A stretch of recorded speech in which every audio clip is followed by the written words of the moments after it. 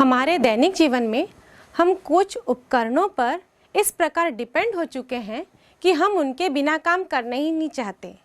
जैसे कि ये कैलकुलेटर, गणना करना आता है पर गणना करने की बारी आए तो हम कैलकुलेटर ढूंढते हैं। वैसे ही mic, pen drive, digital camera, desktop, laptop, tab और ये मोबाइल, जिसके बिना तो दिन की शुरुआत ही नहीं होती। उठते ही सबसे पहले मोबाइल ढूंढते हैं, सोते समय भी हम मोबाइल ही ढूंढते हैं। और ये टीवी, घर का एक सदस्य ना रहे, कहीं चला जाए तो चल जाता है, लेकिन टीवी एक दिन रिचार्ज ना हो तो हमारा काम नहीं चलता। ऐसा लगता है कि घर पूरा सूना सूना है। और इस तरीके के डिवाइस किस तरह से काम करते हैं? एक्चुअली इन डिवाइसों में इलेक्ट्रॉन का फ्लो होता है। इलेक्ट्रॉन के नियंत्रित प्रवाह से काम करने वाले इन डिवाइसों को हम कहते हैं इलेक्ट्रॉनिक डिवाइसेस। और फिजिक्स की या विज्ञान की वह शाखा जिसमें हम इलेक्ट्रॉनिक डिवाइसों का अध्ययन करते हैं, इसे हम कहते हैं इलेक्ट्रॉनिक्स।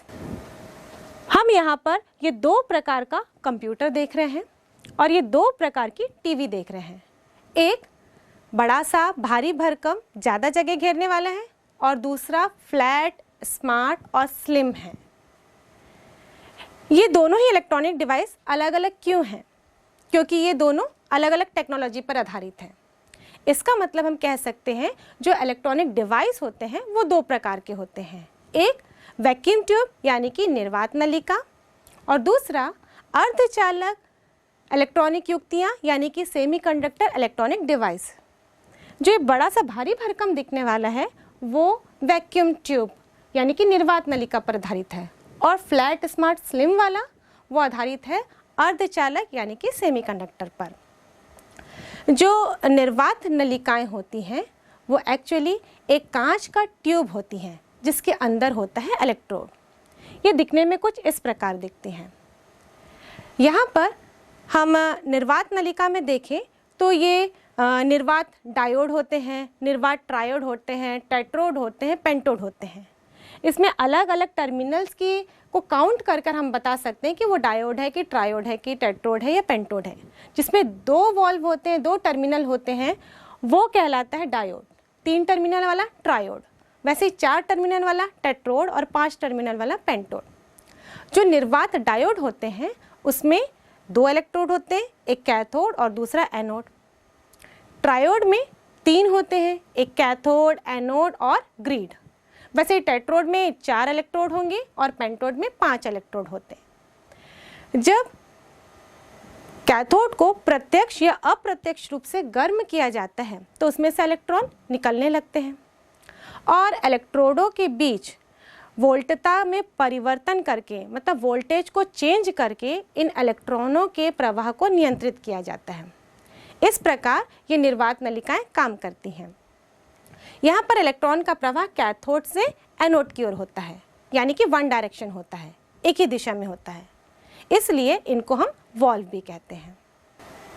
पर जो अर्धचालक इलेक्ट्रॉनिक युक्तियाँ होती हैं वो अर्धचालक से बनी हुई होती हैं और इसमें आवेश वाहकों की संख्या और आवेश वाहकों के प्रवाह को नियंत्रित किया जाता है। सेमीकंडक्टर इलेक्ट्रॉनिक युक्तियों का यदि हम उदाहरण देखें तो इसमें आते हैं डायोड, ट्रांजिस्टर और आईसी। जिसका 2 छोर है वो डायोड, जिसमें 3 टर्मिनल है, 3 छोर हैं वो है ट्रांजिस्टर और जिसमें बहुत सारे टर्मिनल हैं वो है आईसी। आईसी का फुल फॉर्म है इंटीग्रेटेड सर्किट, जिसे हम कहते हैं एकीकृत परिपथ। अब जब हम 2 प्रकार का टीवी देख रहे थे तो उनमें से हम किसको प्रीफर करना चाहते हैं? जो ज़्यादा जगह घेरता है, भारी भरकम है उसको, या जो फ्लैट या स्लिम है उसको? नेचुरल सी बात है, जो फ्लैट और स्लिम है उसको। यानी कि हम कह सकते हैं कि ये जो 2 प्रकार के इलेक्ट्रॉनिक डिवाइस हैं, निर्वात नलिका और अर्धचालक इलेक्ट्रॉनिक डिवाइस, इन दोनों में अर्धचालक इलेक्ट्रॉनिक डिवाइस को ज़्यादा प्रेफर किया जाता है। क्यों? क्योंकि पहला तो ये आकार में छोटे होते हैं। छोटे होते हैं तो हमको कैरी करने में आसान होता है। जैसे कि पहले आप देखते थे कि कंप्यूटर को हम सिर्फ अपने टेबल पे ही रख पाते थे, बहुत भारी भरकम होता था, एक टेबल से दूसरे टेबल में भी हम शिफ्ट नहीं कर पाते थे। अब वो धीरे धीरे से टेक्नोलॉजी इंक्रीज़ होने पर, डेवलप होने पर आईसीज़ का, सेमीकंडक्टर्स का इस्तेमाल कर कर वो छोटे होते जा रहे हैं और उसको हम आसानी से बैग में भरने लगे, कैरी बैग में, और अब तो हम अपने पर्स में भी भर लेते हैं, जिसको हम टैब के नाम से जानते हैं। और उससे छोटा हो गया है मोबाइल, मतलब उसको हम अपने जेब में भी रखकर आसानी से घूम सकते हैं। दूसरा, इसमें इलेक्ट्रॉन उत्सर्जन तो होता नहीं है, इलेक्ट्रॉन उत्सर्जन करने वाला तंतु यहाँ पर नहीं होता, इसलिए इनको स्विच ऑन करते ही ये स्टार्ट हो जाते हैं, क्योंकि इसको गर्म करने की आवश्यकता नहीं पड़ती। तीसरा, ये कम डीसी वोल्टेज पे भी कार्य करते हैं, ये सस्ते होते हैं और ये टिकाऊ होते हैं, और बहुत इम्पॉर्टेंट, ये सुरक्षित होते हैं, क्योंकि ये कांच के जैसा आवरण तो इसमें होता नहीं है, इसलिए इसको अगर इधर उधर उठा लिया जाए, इसमें धक्का लग जाए तो इसमें ज़्यादा प्रभाव नहीं पड़ता, ये सुरक्षित होते हैं। इनकी शक्ति व्यय कम होती है और इनकी दक्षता अधिक होती है, इसीलिए अर्धचालक युक्तियों का इस्तेमाल किया जाता है। अब ये अर्धचालक क्या होते हैं? यदि हम देखें तो ठोसों को उनकी चालकता या प्रतिरोधकता के आधार पर हम 3 भाग में वर्गीकृत करते हैं। पहला, धात्विक चालक। धात्विक चालक में धारा का प्रवाह आसानी से होता है, और धारा का प्रवाह कौन करता है? क्योंकि धात्विक चालक में मौजूद होते हैं ढेर सारे मुक्त इलेक्ट्रॉन। यहाँ इलेक्ट्रॉन और मुक्त इलेक्ट्रॉन दोनों में डिफरेंस है, क्योंकि यदि हम पदार्थ की बात करें, क्योंकि हर पदार्थ में परमाणु होते हैं, और परमाणु के अंदर क्या होते हैं? इलेक्ट्रॉन, प्रोटॉन और न्यूट्रॉन। तो सभी पदार्थ के अंदर इलेक्ट्रॉन तो होता ही है, लेकिन यदि हम इस परमाणु का कंस्ट्रक्शन देखें तो इसमें जो इलेक्ट्रॉन्स होते हैं वो शेल, सबशेल में अपनी ऊर्जा के अनुसार भरे जाते हैं। जो बाह्य कक्ष के इलेक्ट्रॉन होते हैं, यदि उनको ऊर्जा दी जाती है तो वो अपने शेल से बाहर निकल जाते हैं, यानी परमाणु से बाहर निकल जाते हैं। और ये इलेक्ट्रॉन जो परमाणु से बाहर निकल चुके हैं पर अभी भी पदार्थ के अंदर घूमने में सक्षम हैं, इन इलेक्ट्रॉनों को हम कहते हैं मुक्त इलेक्ट्रॉन, और यही मुक्त इलेक्ट्रॉन ही धारा का प्रवाह करते हैं। बच्चों, यहाँ पर ध्यान देने वाली बात यह है कि हम हमेशा कहते हैं धारा प्रवाहित हो रही है, पर वास्तव में वहाँ धारा प्रवाहित नहीं होती। प्रवाह किसका होता है? आवेशों का। ये आवेश धन भी हो सकते हैं और ऋण आवेश भी हो सकते हैं, पर जब हम चालक की बात करें तो वहाँ पर आवेश होते हैं मुक्त इलेक्ट्रॉन, यानी कि ऋणात्मक आवेश। तो धात्विक चालक में धारा का प्रवाह क्यों होता है? क्योंकि वहाँ पे ढेर सारे मुक्त इलेक्ट्रॉन होते हैं। और इन धात्विक चालक के उदाहरण यदि हम देखें तो सारे धातु, जैसे कि सोना, चांदी, तांबा, लोहा, ये सारे धात्विक चालक हैं। नेक्स्ट है विद्युत रोधी। विद्युत रोधी ऐसे पदार्थ होते हैं जिसमें मुक्त इलेक्ट्रॉनों का अभाव होता है। जैसा कि मैंने आपको बताया बच्चों कि हर पदार्थ में इलेक्ट्रॉन होते हैं, लेकिन यहाँ पर मुक्त इलेक्ट्रॉनों का अभाव होता है, और जब मुक्त इलेक्ट्रॉन नहीं होंगे तो यह धारा का प्रवाह कभी भी किसी भी स्थिति में नहीं होता। जैसे कि लकड़ी, कांच, एबोनाइट, हीरा, एस्बेस्टस, ये कभी भी किसी भी स्थिति में भी धारा का प्रवाह नहीं करते। अर्धचालक ऐसे पदार्थ होते हैं जिनकी चालकता चालक और विद्युत रोधी के बीच की होती है। बीच की होती है का मतलब ये कम ताप पर विद्युत रोधी की तरह काम करते हैं, मतलब ये 0 केल्विन पे लें तो पूर्ण रूप से विद्युत रोधी रहते हैं, क्योंकि इसमें मुक्त इलेक्ट्रॉन का अभाव रहता है।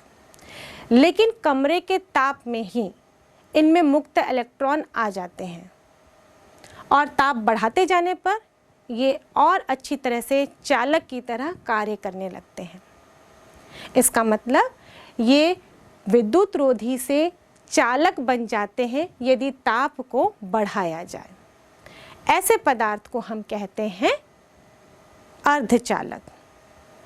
अर्धचालक का यदि उदाहरण हम देखें तो पहले तो इनके प्रकारों में हम देखें तो तात्विक अर्धचालक और दूसरा है यौगिक अर्धचालक। तात्विक अर्धचालक में केवल दो ही हमारे पास हैं, वो है सिलिकॉन और दूसरा है जर्मेनियम। ये दोनों ही चौथे समूह के तत्व हैं। सिलिकॉन का इलेक्ट्रॉनिक कॉन्फ़िगरेशन, सिलिकॉन का एटॉमिक नंबर 14 है और जर्मेनियम का एटॉमिक नंबर 32 है।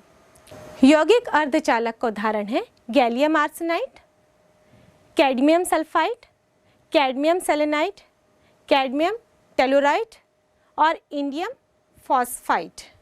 चालक, विद्युत रोधी और अर्धचालक के बारे में डिटेल में पढ़ने के लिए हम परमाणु के ऊर्जा स्तर को देखते हैं। हम जानते हैं कि हर परमाणु के अंदर इलेक्ट्रॉन विभिन्न कोश और उपकोशों में घूमते रहते हैं। हमारे पास कोश KLMN है और उसमें उपकोश हैं, सब सेल हैं SPDF। अब परमाणुओं में इलेक्ट्रॉन उनकी ऊर्जाओं के आधार पर विभिन्न नियमों के अनुसार निम्न ऊर्जा से लेकर उच्च ऊर्जा तक भरे जाते हैं। जो उपकोश में इलेक्ट्रॉनों की विभिन्न ऊर्जा होती है उसे हम उसका ऊर्जा स्तर कहते हैं। और इस ऊर्जा स्तर को यदि हम चित्रित करते हैं, दिखाते हैं, तो वो किस प्रकार बनता है? इस प्रकार समांतर रेखाओं से उनको दिखाया जाता है। और ये समांतर रेखाओं में जो अंतर दिख रहा है ये उनके ऊर्जा के अनुपात के अनुसार होता है। अगर ऊर्जा का अंतर अधिक है तो ये गैप ज़्यादा होंगे और कम है तो ये गैप कम होंगे। इस प्रकार हम किसी भी परमाणु के ऊर्जा स्तर को दिखाने का प्रयास करते हैं। ये ऊर्जा स्तर लाइन यानी कि समांतर रेखाओं के रूप में है। ये केवल एक सिंगल आइसोलेटेड विलगित परमाणु का ऊर्जा स्तर है। लेकिन किसी भी पदार्थ में जब परमाणु क्रिस्टल बनाने के लिए एक दूसरे के करीब आते हैं तब उनके ऊर्जा स्तर में परिवर्तन होता है, क्योंकि विभिन्न परमाणुओं के जो ऊर्जा स्तर है वो आपस में मिलने लगते हैं। क्योंकि जब एक परमाणु दूसरे परमाणु के पास आता है तो उसमें जो इलेक्ट्रॉन आंतरिक कक्षा में होते हैं, मतलब अंदर के शेल में होते हैं, वो प्रभावित नहीं होते। लेकिन जो बाहर के शेल में होते हैं वो एक दूसरे को अफेक्ट करने लगते हैं। उसके कारण क्या होता है? जो आंतरिक ऊर्जा स्तर है उसमें ज़्यादा प्रभाव नहीं पड़ता, पर जो बाहरी ऊर्जा स्तर है उसमें प्रभाव पड़ता है।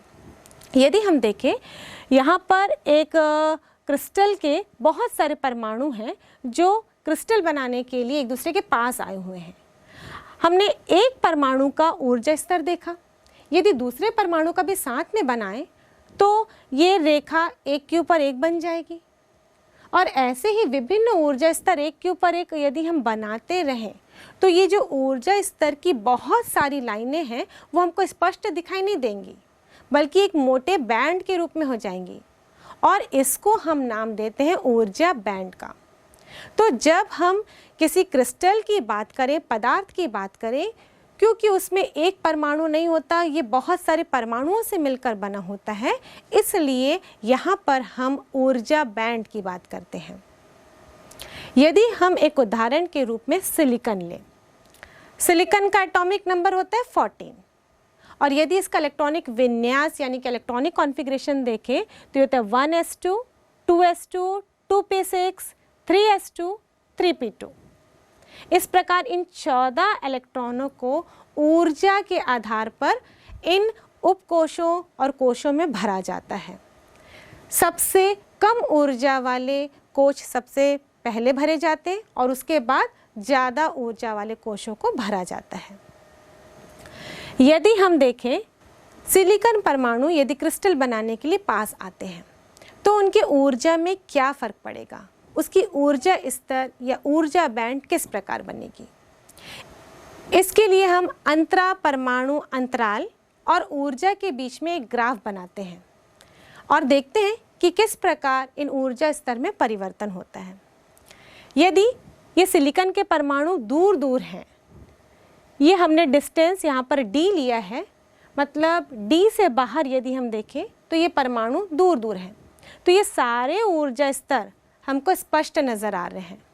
यहाँ पर लाइन से हम देखें 1s2, 2s2, 2p6, 3s2, 3p2, इस प्रकार 14 इलेक्ट्रॉनों के ऊर्जा स्तर बिल्कुल स्पष्ट हैं। अब इस इंटर एटॉमिक डिस्टेंस को कम किया जाए। हम यदि d से आगे की ओर बढ़ते हैं, मतलब एटॉमिक डिस्टेंस को कम करते हैं, तब हम देखते हैं जो बाह्य सबकोश है, आउटर मोस्ट ऑर्बिट है, वहाँ पर सबसे ज़्यादा प्रभाव पड़ता है, क्योंकि यही आपस में सबसे पहले मिलते हैं। इसलिए यहाँ पर हम देखें तो बैंड फॉर्मेशन हो रहा है, ये ऊर्जा अंतराल आपस में मिल रहे हैं। और नीचे के ऊर्जा स्तर देखें तो वो अभी भी स्पष्ट है, क्योंकि जो इलेक्ट्रॉन अंदर के कोश में है उन पर फर्क नहीं पड़ता। अब यदि हम एटॉमिक डिस्टेंस को और कम करें, तब हम देखते हैं कि ये ऊपर के जो दो कोश हैं 3s2 और 3p, ये आपस में मिलने लगे हैं।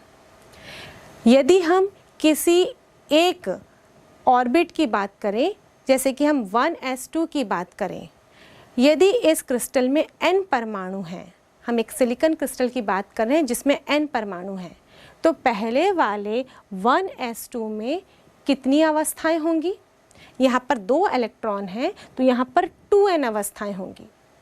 वैसे ही हम बात करें 2s2 की, तो यहाँ पर भी 2 इलेक्ट्रॉन हैं, तो यहाँ पर भी ऊर्जा अवस्था 2n होगी।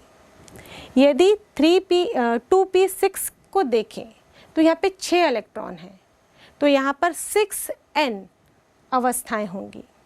वैसे ही 3s2 देखें तो यहाँ पे 2n अवस्थाएं होंगी, और 3p2 देखें तो यहाँ पर होंगी 6n अवस्थाएं, क्योंकि p सबकोश की कैपेसिटी कितनी होती है? 6 इलेक्ट्रॉनों की होती है, तो यहाँ पर 6n अवस्थाएं होनी चाहिए। पर यहाँ पर 3p2 है, केवल 2 ही इलेक्ट्रॉन हैं। इसका मतलब ये है कि 2n अवस्थाएं भरी होंगी और 4n अवस्थाएं यहाँ पर खाली होंगी। तो यहाँ पर हम देखें तो 3s2 और 3p2 ये दोनों की ऊर्जा अवस्थाएं यहाँ पर मिक्स होने लगी हैं। तो टोटल कितनी अवस्थाएं हो जाएंगी? 3p की 6n अवस्थाएं और 3s की 2n अवस्थाएं, टोटल 8n अवस्थाएं यहाँ पर मिक्स हो जाएंगी। तो यहाँ पर एक बड़ा सा चौड़ा सा बैंड जो दिख रहा है वो 8n अवस्थाओं का है। उसके बाद यदि हम एटॉमिक डिस्टेंस को और कम करें, तब हम देखते हैं कि यहाँ पर जो 8n ऊर्जा अवस्था थी उनमें विभाजन होने लग रहा है, ये अलग होने लग रही हैं। 4n अवस्थाएं एक तरफ हो जाएंगी और 4n अवस्थाएं एक और हो जाएंगी। इस प्रकार यहाँ पर अंतराल को कम करते जाने पर हम पाते हैं कि अवस्थाओं में विभाजन होने लगता है और यहाँ पर 2 बैंड बन जाते हैं। नीचे कम ऊर्जा वाला बैंड, इसको हम कहते हैं संयोजी बैंड यानी कि वैलेंस बैंड, और ऊपर अधिक ऊर्जा वाला बैंड, इसको हम कहते हैं चालन बैंड यानी कि कंडक्शन बैंड। चालन बैंड और कंडक्शन बैंड 2 महत्वपूर्ण बैंड होते हैं जिसके आधार पर हम चालक, विद्युत रोधी और अर्धचालक को विभाजित कर सकते, अध्ययन कर सकते हैं। इन बैंड को यदि हम डायग्राम में देखें तो इस प्रकार बनाया जाता है। यहाँ पर जो संयोजी बैंड है, जो संयोजकता बैंड है, ये भी पूरे ऊर्जा अवस्थाओं से भरा हुआ है, इनकी ऊर्जा कम है। और जो चालन बैंड है ये भी ऊर्जा अवस्थाओं, ऊर्जा स्तरों से भरा हुआ है, पर इनकी ऊर्जा अधिक है। जो संयोजी बैंड की अधिकतम ऊर्जा है उसको हम EV से दर्शाते हैं, एनर्जी ऑफ वैलेंस बैंड लिखते हैं EV से। और जो चालन बैंड की सबसे न्यूनतम ऊर्जा स्तर है, न्यूनतम ऊर्जा अवस्था, उसको हम EC से दर्शाते हैं। ये EC और EV का जो अंतर है, यानी चालन बैंड और संयोजी बैंड में जो ऊर्जा का अंतर है, इसको हम लिखते हैं EG, और इसे हम कहते हैं वर्जित ऊर्जा अंतराल, और इसे हम वर्जित ऊर्जा अंतराल के नाम से भी जानते हैं, जिसे इंग्लिश में फॉरबिडेन एनर्जी गैप कहते हैं। अब इस चालन बैंड और संयोजी बैंड को कंपेयर करें तो संयोजी बैंड या तो पूर्ण रूप से इलेक्ट्रॉनों से भरा होगा या आंशिक रूप से तो इलेक्ट्रॉनों से भरा होगा ही, पर चालन बैंड जो है वो खाली ही दिखता है। अर्धचालक में यदि हम देखें तो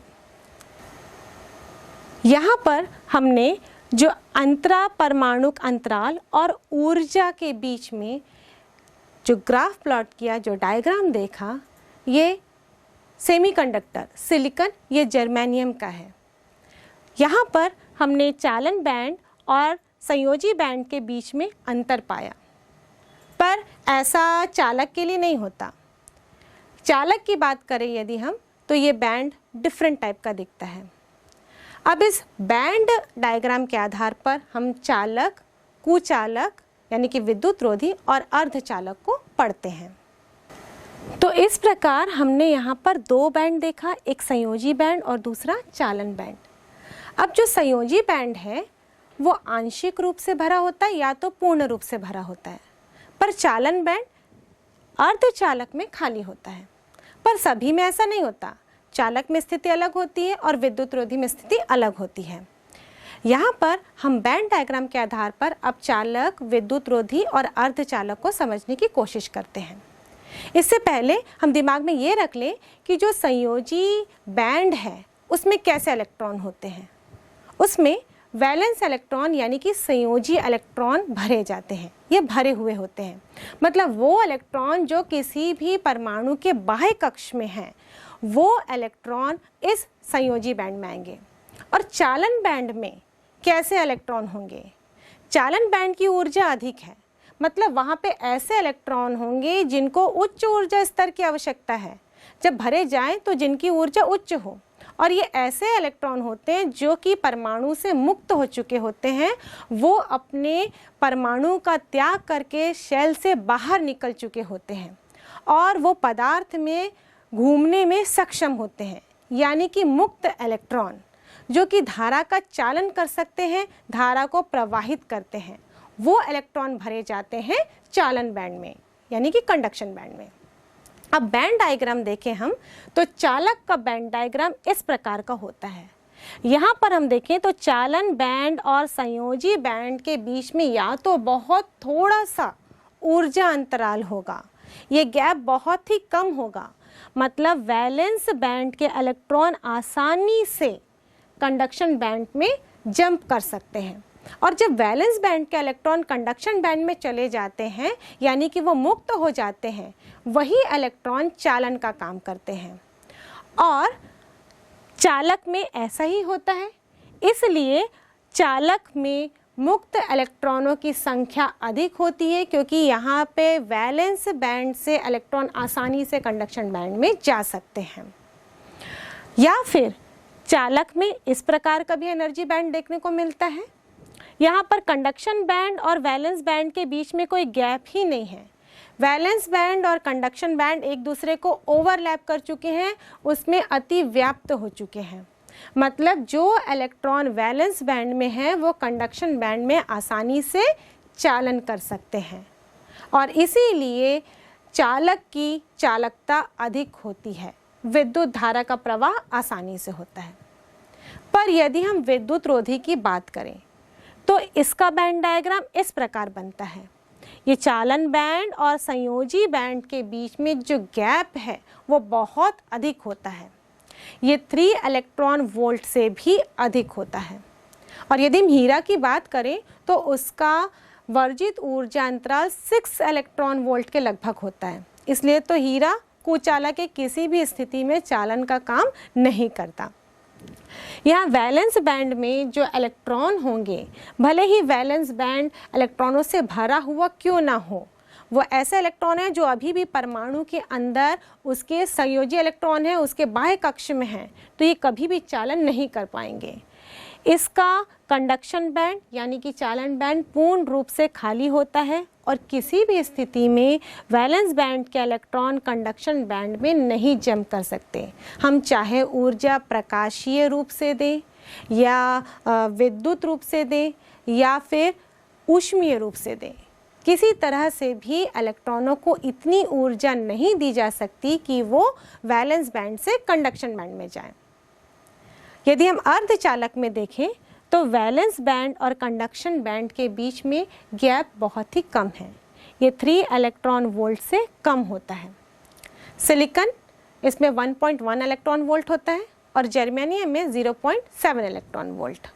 इसलिए तो अधिकतर इलेक्ट्रॉनिक डिवाइसेस जर्मेनियम के बनाए जाते हैं, क्योंकि इसमें ऊर्जा अंतराल बहुत कम होता है, तो इसमें आसानी से वैलेंस बैंड के इलेक्ट्रॉनों को कंडक्शन बैंड में पहुंचाया जा सकता है सिर्फ 0.7 इलेक्ट्रॉन वोल्ट ऊर्जा देकर।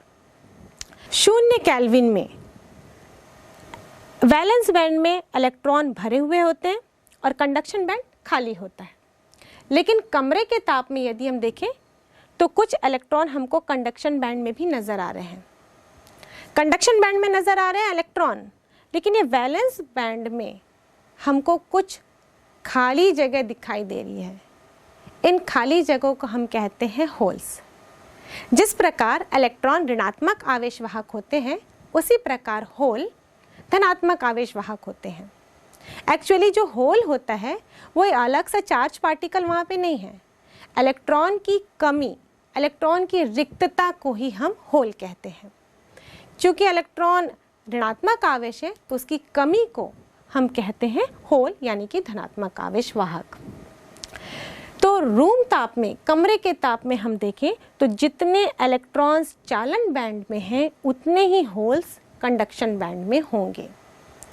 और जैसे जैसे हम ताप बढ़ाते जाएंगे, वैलेंस बैंड से इलेक्ट्रॉन जंप करते जाएंगे। क्यों? क्योंकि वो ऊर्जा को अवशोषित कर रहे हैं, उनकी ऊर्जा बढ़ रही है, इसलिए वो पहुंच जाते हैं कंडक्शन बैंड में। और इसीलिए एक शुद्ध अर्धचालक में जितने इलेक्ट्रॉन कंडक्शन बैंड में होंगे उतने ही होल्स चालन बैंड में होते हैं। अब हम चालक, विद्युतरोधी और अर्धचालक में अंतर देखते हैं। चालक, विद्युतरोधी, अर्धचालक। इसमें विद्युत प्रवाह सुगमता से होता है, इसमें विद्युत प्रवाह नहीं होता, इसमें विद्युत प्रवाह कम होता है। ताप वृद्धि के साथ इनकी प्रतिरोधकता बढ़ती है। इनका प्रतिरोध ताप गुणांक धनात्मक होता है। ताप वृद्धि का इनकी प्रतिरोधकता पर कोई प्रभाव नहीं पड़ता।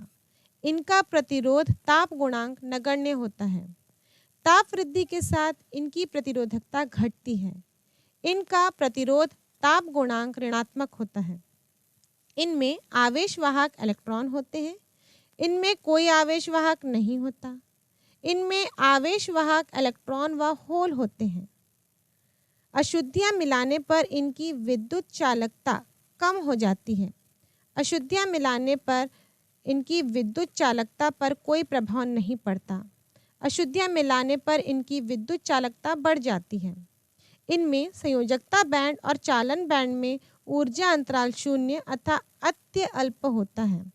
इनमें ऊर्जा अंतराल अत्यधिक होता है, e.g. Greater than 3 electron volt. इनमें ऊर्जा अंतराल चालकों से अधिक किंतु विद्युतरोधी से कम होता है, e.g. Less than 3 electron volt. उदाहरण धातु, मानव शरीर, पृथ्वी आदि। उदाहरण कांच, लकड़ी, प्लास्टिक, अभ्रक आदि। उदाहरण सिलिकॉन, जर्मेनियम, गैलियम आर्सेनाइड आदि।